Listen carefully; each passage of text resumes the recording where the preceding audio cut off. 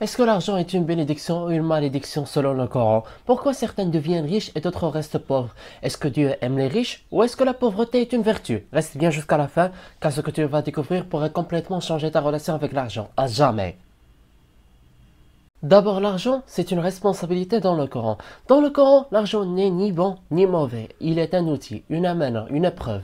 Surat At-Takathur, la course aux richesses vous distrait jusqu'à ce que vous visitiez les tombes. Cela montre que l'accumulation devient dangereuse quand elle détourne du but réel de la vie, la piété, la justice et la préparation à l'au-delà.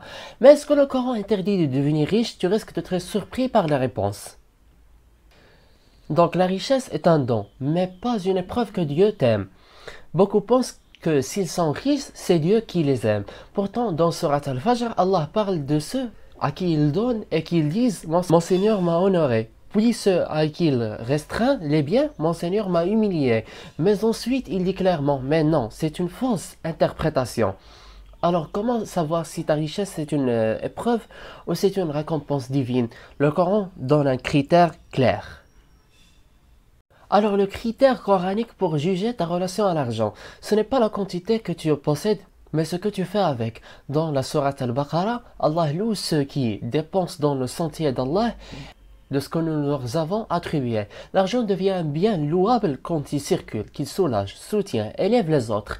Mais est-ce que le monde suffit? Le Coran parle aussi d'un autre devoir oublié des riches. La zakat, un pilier économique et spirituel. La zakat, ce n'est pas une aumône, c'est un droit des pauvres sur les biens des riches. Surat At-Tawbah énumère précisément les bénéficiaires de la zakat. Ce système empêche la concentration injuste des richesses et crée une circulation bienveillante de l'argent. Mais est-ce que gagner plus d'argent est mal vu? Au contraire, tu vas voir que le Coran valorise les producteurs.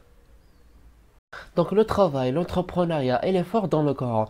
Dans Surat Al-Mulk, parcourez la terre et mangez de ce qu'il vous a fourni. Cela montre que chercher des opportunités, voyager, travailler dur sont des valeurs bénies. Le prophète, que la paix et bénédiction soient sur lui, a été commerçant avant d'être messager. Et si je te disais que le Coran critique aussi certains riches, même ceux qui prient? Alors quand l'argent devient un poison, même pour les croyants, Surat Al-Ma'un, malheur à ceux qui prient, mais refusent l'aide aux nécessiteux. Ce n'est pas la prière seule qui sauve, mais l'engagement social et économique. Celui qui garde tout pour lui est dénoncé même s'il a une pratique religieuse visible. Alors comment être riche sans être détruit spirituellement? Il y a une règle d'or dans le Coran que peu de gens appliquent. Si le Coran t'invite à une mentalité d'intendant, pas de propriétaire. Tout ce que tu as, c'est un prix. Surat Al-Hadid, croyez en Allah et son messager, et dépensez de ce dont il vous a fait héritier. Tu es gestionnaire, pas maître. Ton rôle, gérer avec sagesse et redistribuer avec intelligence. Et si tu n'as pas d'argent, le Coran t'offre ainsi un espoir puissant. La baraka, plus puissante que l'argent. Surat Al-Baqarah, l'exemple de ceux qui dépensent dans le sentier d'Allah est comme un grain qui donne 7 épis.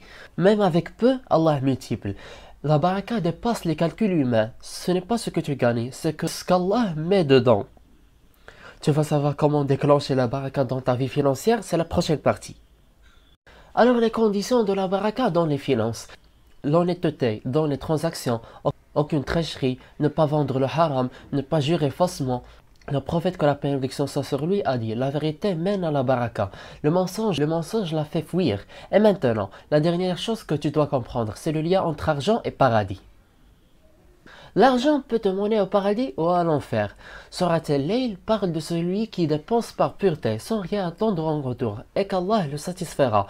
D'un autre côté, celui ou bien ceux qui retiennent par avarice sont menacés de lourdes conséquences.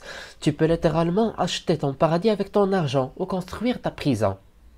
En guise de conclusion, le Coran ne diabolise pas l'argent, il le resacralise, il transforme ta vision. Ce n'est pas un objectif, c'est un outil. Ce n'est pas ton identité, c'est ton test. Ce n'est pas ta sécurité, c'est ton moyen d'œuvrer pour l'au-delà. Si cette vidéo t'a ouvert les yeux, like, dis-moi en commentaire quelle est la chose que tu vas changer dans ta gestion de l'argent après avoir vu ça.